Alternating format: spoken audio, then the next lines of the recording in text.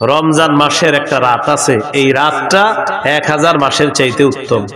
সূরা কদরের 3 থেকে 5 নম্বর আয়াতে আল্লাহ বলেন, লাইলাতুল কদরি খায়রুম মিন আলফি শাহর। লাইলাতুল কদর, কদরের রাতটা, খায়রুম মিন আলফি শাহর, 1000 মাসের চাইতে উত্তম। কয় হাজার মাসের চাইতে?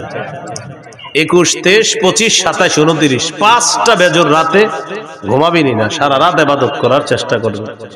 27কে কেন্দ্র করে অপেক্ষা থাকেন না, 21 ইবাদত করবেন, 23তম রজনীতে ইবাদত করবেন, 25তম রজনীতে ইবাদত করবেন, 27, 29তম রজনীতে ইবাদত করবেন। বুখারীতে ইবনে আব্বাসের একটা রিওয়ায়াত আছে, উনি বলেন 24তম রজনীতেও লাইলাতুল কদর হতে পারে। বুখারীর বর্ণনা। কত? 24তম। এই বর্ণনা দেখার পর আমার নিজস্ব উপলব্ধি কি জানেন? শেষের দশকে জোর বেজোর বুঝি না, পুরা 10টা রাতই ইবাদতে কাটানো। শেষের দশক পুরো ইবাদতে কাটান। এর সহজ সিস্টেম, ইতিকাফে বসে যান। ইতিকাফে বসে যান, বাস শেষ দশক, শেষ 10 রাতটা আপনি শুধু ইবাদতে কাটাবেন। এর সহজ উপায় কি? ইতিকাফে যদি বসে যান, তখন তো আপনি সারাক্ষণ ইবাদতে আছেন। সুবহানাল্লাহ। এইজন্য যারা ইতিকাফে বসে তারা তো লাইলাতুল কদর পেয়ে যাবে। তো যাই হোক, এই রমজানটা, শেষের দশকটা একদম মনোযোগ সহকারে প্রতিদিন ইবাদত করবেন, প্রতি রাত বেশি থেকে বেশি ইবাদত করবেন। আল্লাহ তৌফিক দান করেন। এরপরেও যেন বেজর রাত্রিগুলো একটাও আমাদের মিস না হয়। মনে থাকবে তো ইনশাআল্লাহ? আল্লাহ তৌফিক দান করেন। এই হলো রমজান মাসের গুরুত্ব। এখন আমরা জানবো রোজার গুরুত্ব। রোজা, রোজা, সিয়াম। সৌমের আবিধানিক অর্থ হলো আল ইমতিনা, বিরত থাকা। সৌমের আবিধানিক অর্থ হলো বিরত থাকা। কথা না বলাকেও সৌম বলা হয়। কথা না বলাকেও কি বলা হয় ভাই? কথা না বলা কাকে বলে দেখেন তো, আমার দিকে তাকান। এই যে কথা বললাম না, চুপচাপ থাকলাম, এটাকে কি বলা হয়? সৌম বলা হয়। পেরেশান হয়েন না, ফ্যান খুঁজতেছেন, পেরেশান হয়েন না, সমস্যা নেই। হ্যাঁ, আমার গরম দেখে উনি পেরেশান যে ফ্যান লাগবে না, ফ্যান লাগবে না। এটা ভাই, এই মুহূর্তগুলো আপনার হঠাৎ গরম, হঠাৎ ঠান্ডা, কিছুদিন পরে হয়তো গরমকাল আল্লাহ তাআলা দিয়ে দিবেন। সৌমের আবিধানিক অর্থ আল ইমতিনা, বিরত থাকা। সৌমের আরেকটা আবিধানিক অর্থ হলো কথা বলা থেকে বিরত থাকা। এইটা আমাদের দেশে যদি আইন করা যাইত, রমজানে কথা না বলা, খুব ভালো হইত। এমনি রোজা রাখে না খায়া, কিন্তু জিহ্বা বন্ধ রাখে না। মানে জিহ্বাকে খানা থেকে বন্ধ রাখলেও আপনার এটা দিয়ে গুনাহ থেকে বন্ধ রাখে না, মানে খানা থেকে বন্ধ, গুনাহ থেকে কিনা বন্ধ। যদি এরকম একটা মানে আপনার আইন হয়ে যাইতো যে বিশেষ করে বাংলাদেশে যারা আছে এদের জন্য জিহ্বাটা নিয়ন্ত্রণ করতে হবে। কারণ আমাদের দেশে আপনার রমজান আসলেই সব জিনিসের দাম বাড়ানো শুরু হয়, জিহ্বার মিথ্যা শুরু হয়। অথচ সারা পৃথিবীর অন্যান্য দেশে রমজান যত আসে মুসলমানদের জন্য দ্রব্য মূল্য তত সহনীয় করে দেওয়া হয়, কমায় দেওয়া হয়। সৌদি আরবে রমজান যত আসে, আগে যেটার দাম ছিল বেশি, খেজুরের দাম যদি হয় 10 রিয়াল, রমজান মাসে করে দিবে 5 রিয়াল। পানির দাম যদি হয় 2 রিয়াল, রমজানে 1 রিয়াল। তাদের ইয়াকিন যে একে আল্লাহ 70 দিবে, এটা তাদের ইয়াকিন। আমরা কি করি? যত রমজান কাছে আর খালি খুঁজে হুজুর যে কি কি খায় মুসলমান। 1 নাম্বার খেজুর, বাস বাড়াও দাম। 2 নাম্বার রমজানের কতটুকু অংশ গরম থাকবে? শেষ 20 গরম থাকবে। এবার রমজান আপনার শেষের 20 একটু গরম হবে, তাহলে তরমুজ আটকায় রাখো। শেষের 20-এ মারো তরমুজ ইচ্ছা মতো। প্রথমে আটকায় রাখবে, ছাড়বে না প্রথম দিকে, তখন এটা বাড়াবে, গুদামজাত করবে, এরপরে আপনার এটা সময় মতো বাড়ায় দিবে। এটা কি বলেন ভালো কাজ হলো না এটা সুযোগের অসৎ ব্যবহার করা হলো? অসৎ ব্যবহার। এটা মুসলমানকে, রোজাদারকে কষ্ট দেওয়ার শামিল। আল্লাহ হেফাজত করেন। এই হলো আপনার রমজান মাস। সৌমের একটা অর্থ হলো কথা থেকে বিরত থাকা, এটাও সৌমের একটা অর্থ। যেমন পবিত্র কোরআনে সূরা মারিয়ামে আছে, ঈসা নবীকে তার আম্মা যখন কোলে নিয়ে মানুষের কাছে যাইতেছে, টেনশনে পড়ে গেছে। ঈসা নবীর আম্মা বলতেছে, আল্লাহ ইয়া লাইতানি মিততু ক্বাবলা হাদা, আহারে এই দৃশ্যের আগে যদি আমি মারা যাইতাম ভালো হইতো। ওয়াকুনতু নাসিয়াম মানসিয়া, আমার যদি সব ভুলাইয়া দেওয়া হইতো, আমি যদি এমন হইতাম যে সব ভুলে গেছি তাহলে ভালো হতো। আমার যদি সবাই ভুলে যেত ভালো হতো। কারণ আমি এখন সন্তান নিয়ে যাব, আমার স্বামী নাই, কোন পুরুষ আমাকে স্পর্শ করে না, জাতি তো আমাকে বলবে সন্তান করতে গেছে। তো বলতেছে ইয়া লাইতানি মিততু ক্বাবলা হাযা, হায় আমি যদি এর আগে মারা যাইতাম। ঈসা নবীর আম্মা এটা বলতেছে। তো আল্লাহ তাআলা ঈসা নবীর আম্মাকে বললেন, فإما ترين من البشر أحدا فقولي إني نذرت للرحمن صوما فلن أكلم اليوم إنسيا। তুমি যদি মানুষের মধ্যে কাউকে দেখো তোমার ডিস্টার্ব করতে পারে মানুষ, তখন তুমি বলবা ইন্নী নাযারতু লিররহমানি সাওমা, আমি কথা না বলার মানত করেছি, আমি রহমানের জন্য কথা না বলার মানত করেছি। এই যে সাওমা, সাওমা মানে কথা না বলার মানত করা। তাহলে সাওমের একটা অর্থ কি? কথা না বলা। ফালান উকাল্লিমাল ইয়াওমা ইনসিয়া, আজ আমি কিছুতেই কার সাথে কথা বলবো না, কোনো মানুষের সাথে কথা বলবো না। মাহফিল হইতেছে নাকি? আরেকটা কিসের আওয়াজ? কিছু ব্যস্তেছে মনে হয় কেউ মাইক দিয়ে। নিষেধ করেন তো, এরকম আপনাদের মাহফিলের পাশে মাইক বাজবে কেন? তো আল্লাহ তাআলা বললেন, মারিয়াম তুমি কোন পুরুষকে যখন দেখবা, মানুষকে দেখার পর বলবা আমি রহমানের জন্য কথা না বলার মানত করেছি, আমি কারোর সাথে কথা বলবো না। খুব মন দিয়ে শুনবেন, বুঝাইতে চাইলাম সৌমের একটা অর্থ হলো কথা বলা থেকে বিরত থাকা। তো আমি বলতেছিলাম রমজান মাসে জিহ্বাটারে বিরত রাখার খুব চেষ্টা করা। কেন? একটু বুঝেন। হাদিসে আসছে রাসূল সাল্লাল্লাহু আলাইহি সাল্লাম বলেছেন সিয়াম হলো ঢাল, যতক্ষণ এই ঢালটাকে ছিদ্র না করা হবে। বলেন তো সিয়াম কি? ঢাল, জাহান্নাম থেকে বাঁচার ঢাল। এটাকে যতক্ষণ কি না করা হবে? ছিদ্র। রোজা নামক ঢাল ছিদ্র হয় দুটি অপরাধে। কয় অপরাধে? মিথ্যা এবং গীবত। এখন আপনারা বলেন মিথ্যা গীবত হয় কি দিয়ে? জিহ্বা দিয়ে। তাহলে রমজানের রোজাটা হলো ঢাল, ততক্ষণ যতক্ষণ এটাকে ছিদ্র না করা হবে। রমজান নামক রোজা বা রমজানের মাসের যে রোজা, এই রোজা নামক ঢালটা ছিদ্র হয় দুটি অপরাধে।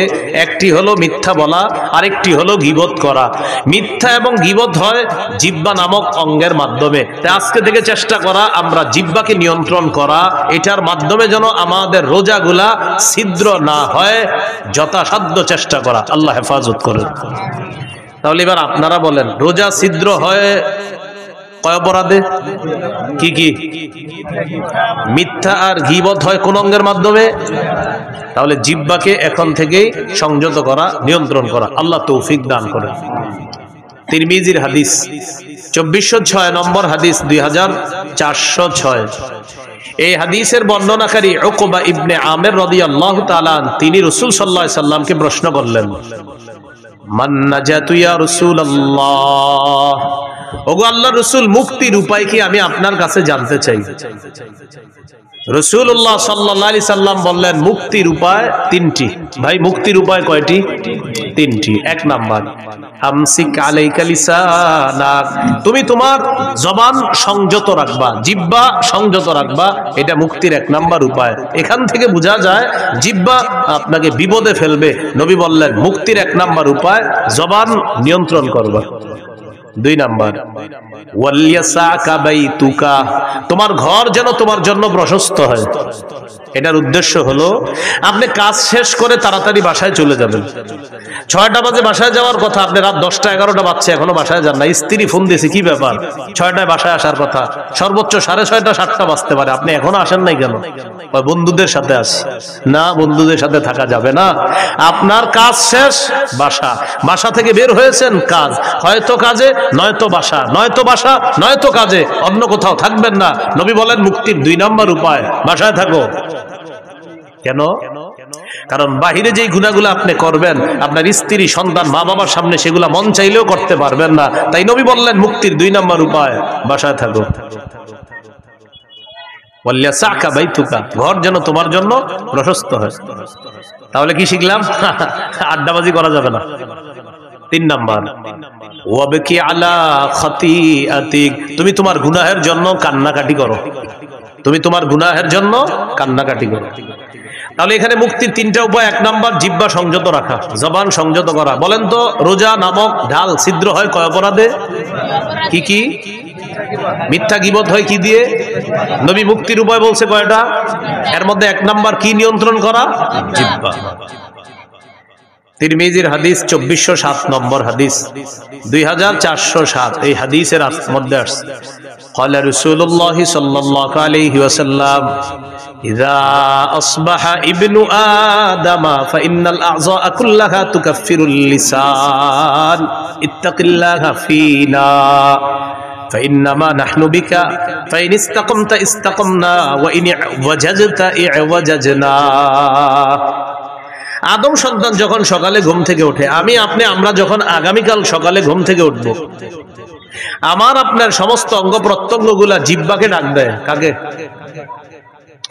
জিহ্বাকে ডেকে বলে ইত্তাকিল্লাহ ফিনা, ও জিহ্বা আমাদের ব্যাপারে আল্লাহকে ভয় করো। পা জিহ্বাকে ডাক দেয়, হাত জিহ্বাকে ডাক দেয়, নাক জিহ্বাকে ডাক দেয়, চোখ জিহ্বাকে ডাক দেয়, কান জিহ্বাকে ডেকে বলে ও জিহ্বা আমাদের ব্যাপারে আল্লাহকে ভয় করো। কারণ আমরা তোমার মাধ্যমে নিয়ন্ত্রিত। জিহ্বাকে বলে সবাই জিহ্বা তুমি যদি সোজা থাকো আমরাও সোজা থাকবো, ঠিক থাকবো। জিহ্বা তুমি যদি বাঁকা হয়ে যাও আমরাও বাঁকা হয়ে যাও। তাহলে বলেন তো রোজা নামক ঢাল ছিদ্র হয় কয় অপরাধে? কি কি? মিথ্যা গীবত হয় কোন অঙ্গ দিয়ে? জিহ্বা দিয়ে। সমস্ত অঙ্গ প্রত্যঙ্গ কাকে বস মানে? জিহ্বা। জিহ্বা বস সবার, এজন্য এটা নিয়ন্ত্রণ করেন না। তিরমিজির হাদিস 2408 নম্বর হাদিস, قال رسول الله صلى الله عليه وسلم من يتكفل لي ما بين لحييه وما بين رجليه اتكفل له بالجنة। রাসূলুল্লাহ সাল্লাল্লাহু আলাইহি সাল্লাম বলেন, আমার কোন উম্মত যদি দুটি অঙ্গের নিশ্চয়তা আমাকে দিতে পারে যে সে জিহ্বা দিয়ে গুনাহ করে না আর লজ্জাস্থান দিয়ে গুনাহ করে না, দুই চোয়ালের মাঝের অঙ্গ তথা জিহ্বা, দুই রানের মাঝের অঙ্গ তথা লজ্জাস্থান, এই দুটি অঙ্গ দিয়ে সে গুনাহ না করার নিশ্চয়তা যদি আমাকে দিতে পারে, আমি নবী তাকে জান্নাতে নেওয়ার জিম্মাদার হয়ে যাব। তিরমিজির হাদিস 2409 2409 قال رسول الله صلى الله عليه وسلم من وقاه الله شر ما بين لحييه وما بين رجليه دخل الجنة। রাসূলুল্লাহ সাল্লাল্লাহু আলাইহি ওয়াসাল্লাম বলেন, আল্লাহ তাআলা যদি কোনো ব্যক্তিকে জিহ্বা এবং লজ্জাস্থানের গুনাহ থেকে হেফাজত করে, অনিষ্টতা থেকে হেফাজত করে, আল্লাহ তাআলা যদি আমাকে আপনাকে জিহ্বা এবং লজ্জাস্থানের অনিষ্টতা থেকে হেফাজত করে, বাঁচায়, নবী বলেন সে মরবে, দাখালাল জান্নাহ, জান্নাতে প্রবেশ করবে। আল্লাহর কাছে বলে, আল্লাহ জিহ্বার অপরাধ থেকে বাঁচান, লজ্জাস্থানের অপরাধ থেকে আমাকে বাঁচান। বলেন আমিন। তিরমিজির হাদিস 2410 নম্বর হাদিস। এই হাদিসের বর্ণনাকারী সুফিয়ান রাদিয়াল্লাহু তাআলা তিনি রাসূলুল্লাহ সাল্লাল্লাহু আলাইহি ওয়াসাল্লামকে বললেন, হাদিসনি বিআমরিন আ'তাসিমু বিহি ইয়া রাসূলুল্লাহ, হুজুর আমাকে এমন কিছু বলেন যেটা আমি মজবুত ভাবে আঁকড়ে ধরবো, এমন কিছু আমাকে বলেন। فقال رسول الله صلى الله عليه وسلم قل ربي الله ثم استقيم, তুমি বলো আমার রব আল্লাহ, এটার উপর অটল থাকবা। বলেন রব্বি আল্লাহ, বলেন আবার রব্বি আল্লাহ, আল্লাহ আমার রব বা আমার রব আল্লাহ। নবীজি বললেন তুমি এই কথাটা বেশি বেশি বলবা আর এটার উপর অটল থাকবা যে আমার রব আল্লাহ, আমার রব আল্লাহ, রব্বি আল্লাহ, আমার রব আল্লাহ। এর মানে হলো লা ইলাহা ইল্লাল্লাহ, আরো যত কিছু আছে এগুলা বেশি বেশি বলা, মানে আপনি স্বীকৃতি দেওয়া আমার রব আল্লাহ, এই কথার উপর অটল থাকা। এবার সাহাবী গুরুত্বপূর্ণ একটা প্রশ্ন করলেন রাসূল সাল্লাল্লাহু আলাইহি সাল্লামকে, মা আখওয়াফু মা তাখাফু আলাইয়া ইয়া রাসূলুল্লাহ, হুজুর আমার জন্য সবচেয়ে বিপজ্জনক আপনি কি মনে করেন? নবীজিকে প্রশ্ন করলেন, ইয়া রাসূলুল্লাহ আমার জন্য সবচেয়ে বিপজ্জনক বিষয় কোনটি আপনি মনে করেন, আপনার কাছে জানতে চাই। ফাখাযা বিলিসানি নাফসিহি, নবী নিজের জিহ্বা মুবারক ধরে বললেন হাযা, এটা, হাযা এটা। নবী নিজের জিহ্বা ধরে বললেন এটা, এটা তোমার জন্য সবচেয়ে বিপজ্জনক মনে করি। কেমন যেন আমাকে আপনাকে সকলকে এটা দ্বারা আল্লাহ রাসূল হুঁশিয়ার বাণী দিচ্ছেন। এক সাহাবীকে নবীজি বলতেছেন তোমার জন্য সবচেয়ে বিপজ্জনক মনে করি, নিজের জিহ্বা দেখায় বলতেছে হাযা, এটা এটা এটা। শুধু কি সাহাবীকে বলেছেন না আমাদের সকলকে? সকলকে। এটা এটা সবচেয়ে বিপজ্জনক। তাহলে মূল কথায় চলে আসি, রোজা ছিদ্র হয় কয় অপরাধে? কি কি? মিথ্যা গীবত হয় কোন অঙ্গ দিয়ে? জিহ্বা। সবচেয়ে বিপজ্জনক অঙ্গের নাম কি? সমস্ত অঙ্গ প্রত্যঙ্গের বসের নাম কি? জিহ্বা। সবাই সকালবেলা কারে ডাকতে থাকে? জিহ্বা। তাহলে এটা বেশিরভাগ মানুষকে জাহান্নামে নিবে, আল্লাহ হেফাজত করেন। তিরমিজির হাদিস 2616 নম্বর হাদিস, 2616 হাদিসের বর্ণনাকারী মুআদ ইবনে জাবাল রাদিয়াল্লাহু তাআলা তিনি বলেন, কুনতু মা রাসূলিল্লাহি সাল্লাল্লাহু আলাইহি ওয়াসাল্লাম ফি সাফারিন, আমি রাসূলুল্লাহ সাল্লাল্লাহু আলাইহি সাল্লামের সাথে এক সফরে ছিলাম। فأصبحت يوما قريبا منه ونحن نسير فأصبحت قريبا منه ونحن نسير নবীর সাথে এক সফরে ছিলাম। সফরে চলতে চলতে একদিন সকালবেলা নবীর কাছাকাছি পৌঁছে গেলাম। বুঝছেন তো সফরটা, মানে ওই যুগের সফর কেমন হতো? কেউ হেঁটে, কেউ ঘোড়ায়, তো এইভাবে লম্বা বাহিনী। তো সাহাবী বলেন ওই সফরের মধ্যে আমিও ছিলাম। আমি একদিন নবীর কাছাকাছি চলে গেলাম সকালবেলা নবীর কাছাকাছি যাওয়ার পর আমি নবীজিকে গুরুত্বপূর্ণ একটা বিষয়ে জানতে চাইলাম। তাহলে এই বিষয়গুলো আমাদের গুরুত্ব সহকারে জানতে হবে। হ্যাঁ, সবাই খুব মন দেন। সাহাবী বললেন, আখবিরনি বিআমালিন ইউদখিলুনিল জান্নাহ ওয়া ইউবাঈদুনি মিনান নার। হুজুর আমারে এমন কিছু আমল বলেন যে আমলটা আমাকে জান্নাতে প্রবেশ করাবে, জাহান্নাম থেকে আমাকে দূরে রাখবে, এমন কিছু আমাকে বলেন। فقال رسول الله صلى الله عليه وسلم, নবীজি বললেন, তা'বুদুল্লাহ লা তুশরিকু বিহি শাইআ। রাসূলুল্লাহ সাল্লাল্লাহু আলাইহি সাল্লাম বললেন, তুমি আল্লাহর ইবাদত করবা, আল্লাহর সাথে শিরিক করবা না। ওয়া তুকিমুস সালাহ, তুমি নামাজ কায়েম করবা। ওয়া তুতিজ যাকাত, তুমি যাকাত আদায় করবা। ওয়া তাহুজ্জুল বাইতা, তুমি হজ করবা। ওয়া তাসুমু রমাদান, তুমি রমজানে রোজা রাখবা। এখন বলেন তো ইসলামের মৌলিক বিধানগুলো চলে আসছে না কথার মধ্যে? রাসূলুল্লাহ সাল্লাল্লাহু আলাইহি সাল্লাম বললেন, আলা আদুল্লুকা আলা আবওয়াবিল খাইর, আচ্ছা আমি কি তোমাকে কল্যাণের দরজাসমূহের কথা বলবো না?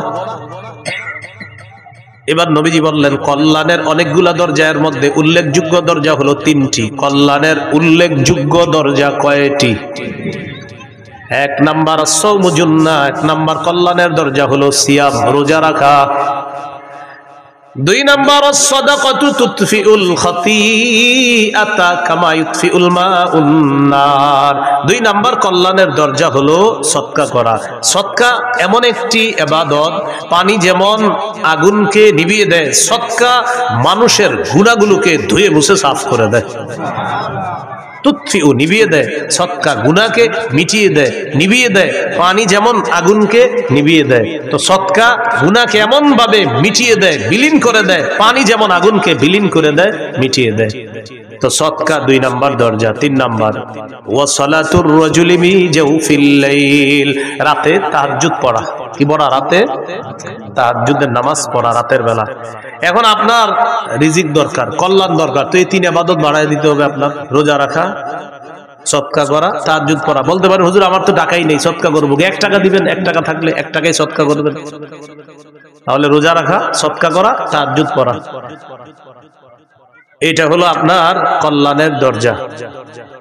নবীজি এটা বলার পর বললেন, আলা উখবিরুকা বিরাসিল আমরি কুল্লিহি ওয়া আমুদিহি ওয়া দিরওয়াতি সানামি। আচ্ছা আমি কি তোমাকে কোন জিনিসের মূল কোনটা এটা বলবো না, খুঁটি কোনটা এটা বলবো না, আর সর্বোচ্চ চূড়া কোনটা এটা বলবো না? তখন নবী বললেন, রাসুল আমরি আল ইসলাম, মূলের নাম ইসলাম। সুবহানাল্লাহ। ভাই মূলের নাম কি? ওয়া আমুদুহু আস-সালাহ, খুঁটির নাম নামাজ।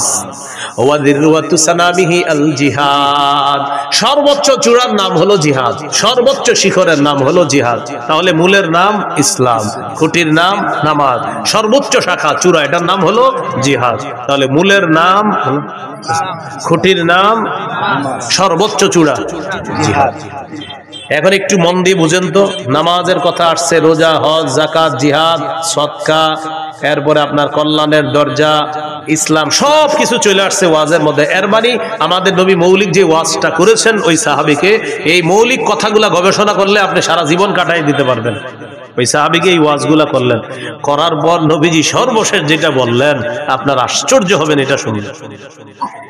নবীজি এগুলা বলার পর সাহাবীকে বললেন, আলা আদুল্লুকা আলা মালাকি যালিকা কুল্লিহি, আমি যে তোমাকে এতগুলা কথা বললাম, ইবাদত করতে বললাম, নামাজ পড়তে বললাম, যাকাত দিতে বললাম, হজ করতে বললাম, রোজা রাখতে বললাম, কল্যাণের দরজা সমূহের পরিচয় তোমাকে দিয়ে দিলাম, সৎকার কথা বললাম, তাহাজ্জুদের কথা বললাম, জিহাদের কথা বললাম, খুঁটির কথা বললাম, সর্বোচ্চ চূড়া জিহাদ এটার কথাও বললাম, ইসলামের কথাও বললাম। নবীজি বলেন এই সবগুলা বিষয় তোমাকে বললাম, এর সার নির্যাসটা কি আমি তোমাকে বলবো না? এগুলার সার নির্যাসটা কি তোমাকে বলবো না? সার নির্যাসটা এখনো বাকি আছে, সেটা কি তোমাকে বলবো না? এখন আপনারা বলেন সার নির্যাসটাই তো আমাদের দরকার। সাহাবী অবাক, এতক্ষণ সুন্দর ওয়াজ করলেন নবীজি, এখনো নাকি সার নির্যাস বাকি। তো নবী সার নির্যাস বলার সময় বললেন, আখাযা বিল ইনসানিহি, জিহ্বা ধরলেন, ধরার পর বললেন, মুআজ কুফা আলাইকা হাযা, এটা নিয়ন্ত্রণ করো, উপরের সব ওয়াজ ঠিক থাকবে,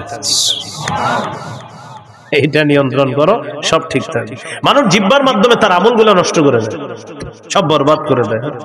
রাতে তাহাজ্জুদ পড়ছে 3টার দিকে, কয়টায়? পাশাপাশি দুইজন হাঁটে সকালে, তো আমি ওনারে খালি বলি, আপনার বিড়ালটা 3টা বাজে এত ডিস্টার্ব করে ওনারে। উনি আমার একদিন বলে, আচ্ছা 3টায় ডেলি আপনাকে ডিস্টার্ব করে কেন? আমি বললাম 3টায় তাহাজ্জুদ পড়ি তো, এই জন্য বিড়ালটা ওই সময় আমার ডিস্টার্ব। মানে আমার এতদিন বিড়াল বলার মাকসাদ হলো ওনারা জানানো আমি যে 3টায় তাহাজ্জুদ পড়ি। আসলে ওনার বিড়াল ডিস্টার্ব করে এটা আমার মূল উদ্দেশ্য না, উদ্দেশ্য উনি আমারে বলবে যে আচ্ছা বিড়ালটা 3টায় ডিস্টার্ব করে যেন আপনার 3টা একেও না, 59ও না, 2টা, কিন্তু 3টায় ডেলি ডিস্টার্ব করে কেন? আসলে ভাইজান আমি 3টায় তাহাজ্জুদ পড়ি তো এই জন্য ডিস্টার্ব করে। উদ্দেশ্য আমি তাকে জানানো যে আমি যে তাহাজ্জুদ পড়ি, জিহ্বা রাতের আমলগুলা সব বরবাদ করে দিন। ভাই কথা বুঝে আসছেনি? তো নবীজি বললেন সব ঠিক থাকবে, এইটা ঠিক রাখো। এটা সাহাবী প্রশ্ন করলেন, ইন্না লামুআখাযুনা বিমা নাতাকাল্লামু বিহি ইয়া রাসূলুল্লাহ, ইয়া রাসূলুল্লাহ, জিহ্বার অপরাধেও কি আমাদেরকে পাকড়াও করা হবে, ধরা হবে? আপনার কাছে জানতে চাই।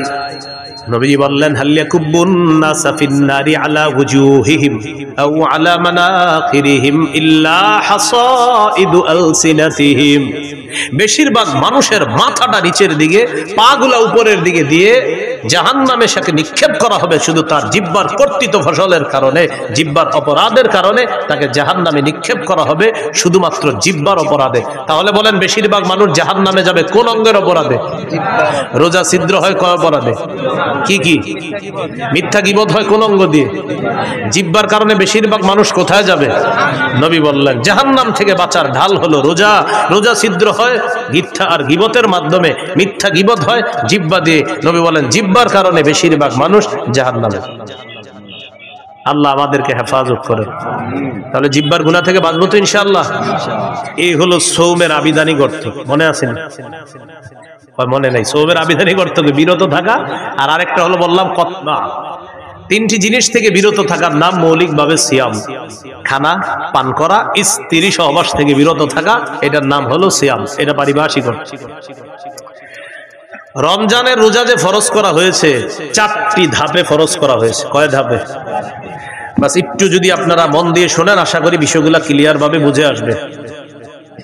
একটু আমার সাথে বলেন, বলেন অভ্যাস, আদেশ, ফরজ, তবে একটু ছাড়। বলেন 4 নাম্বার ফরজ, কোনো ছাড় নাই। আবার 1 নাম্বার, বলেন 1 নম্বর অভ্যাস, 2 আদেশ, 3 ফরজ, তবে ধনীদের জন্য ছাড় ছিল। বলেন ধনীদের জন্য 4 নাম্বার, বলেন 4 নাম্বার ধনী গরিব সবার উপর ফরজ, কোনো ছাড় নাই। এই 4টি ধাপে রমজানের রোজা ফরজ করা হয়েছে। 1 নাম্বার অভ্যাস, তিরমিজির হাদিস, 761 নম্বর হাদিস। আবু যর গিফারি রাদিয়াল্লাহু তাআলা আনহুকে রাসূলুল্লাহ সাল্লাল্লাহু আলাইহি সাল্লাম বলেন, আবু যর, ইযা সুমতা মিনাশ শাহরি সালাসাতা আইয়াম, তুমি যদি প্রত্যেক মাসে 3টি রোজা থাকতে চাও, ফাসুম সালাসা আশরাতা ওয়া আরবাআ আশরাতা ওয়া খামসা আশরাতা, তুমি যদি প্রতি মাসে 3টি রোজা রাখতে চাও তাহলে 13, 14, 15 রাখবা। যদি চাও তাহলে রাখবা, অভ্যাস, মন চাইলে রাখতে পারো। তাহলে প্রথমে নবী অভ্যাস করাইলেন সাহাবায়ে কেরামকে যে তুমি যদি 3টা রোজা রাখতেই চাওই মাসে, তাহলে 13, 14, 15 আরবি মাসের এই রোজাগুলা রাখবা। আর হাদিসে আসছে, মান সামা সালাসাতা আইয়ামিন মিন কুল্লি শাহরিন কানা কামান সামা দাহর, যে ব্যক্তি প্রতি আরবি মাসে 3টা রোজা রাখবে, এর মানে 3, 11, 33টা রোজা, প্রতি আরবি মাসে 3টা রোজা। মা বোনদেরকে এই কথাগুলো বললেন, তারা এই রোজাগুলো রাখতে খুব আগ্রহী। পুরুষরা হয়তো কাজ টাজ করে, অনেকে রাখে না। প্রতি আরবি মাসে 3টা রোজা যদি রাখে কেউ, তাহলে 3, 11 কয়টা হয়? 33টা। এই 3, 11, 33টা রোজা, প্রতি আরবি মাসে 3টা রোজা যদি কেউ রাখে, কানা কামান সামাদ দাহর, সে কেমন যেন সারা বছর রোজা রাখে। যদি এই অফারটা রমজান মাসের পরে শাওয়াল মাসেও আছে। রাসূলুল্লাহ সাল্লাল্লাহু আলাইহি সাল্লাম বলেন, মান সামা রমাদান, যে ব্যক্তি রমজানের পুরা রমজান রোজা রাখলো, সুম্মা আতবাহু সিত্তাম মিন শাওয়াল, এরপরে শাওয়ালের 6টা রোজা রাখবে, কানাকা সিয়ামিদ দাহরি কুল্লি, সে যেন সারা বছর রোজা রাখলো। তাহলে একটা হলো 11 মাস, 3, 11, 33টা, এটা একটা অফার আছে। আর একটা হলো শাওয়ালের 6টা রোজা, ওইটাও একটা অফার আছে। তো যাই হোক, আমাদের মূল আলোচনা ছিল 1 নাম্বার অভ্যাস, নবীজি অভ্যাস করেছে, চাইলে 3টা রোজা আরবি মাসে রাখতে পারো। 2 নাম্বার কি ছিল? আদেশ। সহিহ বুখারীর 2002 নম্বর হাদিস, আয়েশা সিদ্দিকা রাদিয়াল্লাহু তাআলা আনহার বর্ণনা, তিনি বলেন, কানা ইয়াউমু আশুরা, আশুরার দিনটা এমন ছিল, তাসুমুহু কুরাইশুন ফিল জাহিলিয়াহ, জাহিলি যুগে কুরাইশরা মুহররমের 10 তারিখে রোজা রাখত। ওয়া কানা রাসূলুল্লাহ সাল্লাল্লাহু আলাইহি ওয়াসাল্লাম ইয়াসুমু, নবীজিও মুহররমের 10 তারিখে রোজা রাখতেন। খুব বুঝেন, জাহিলি যুগে কুরাইশরা মুহররমের 10 তারিখে রোজা রাখত। আমাদের নবীজি সাল্লাল্লাহু আলাইহি সাল্লাম তিনিও রোজা রাখতেন। কবে? মুহররমের 10 তারিখ। ফালাম্মা কাদিমাল মাদিনা, নবীজি যখন মদিনা আসলেন, আসার পর দেখে ইহুদিরা মুহররমের 10 তারিখে রোজা রাখে। ফাকাল রাসূলুল্লাহ সাল্লাল্লাহু আলাইহি ওয়াসাল্লাম, নবীজি বলেন, আচ্ছা তোমরা আজকে রোজা রাখো কেন মুহররমের 10 তারিখে?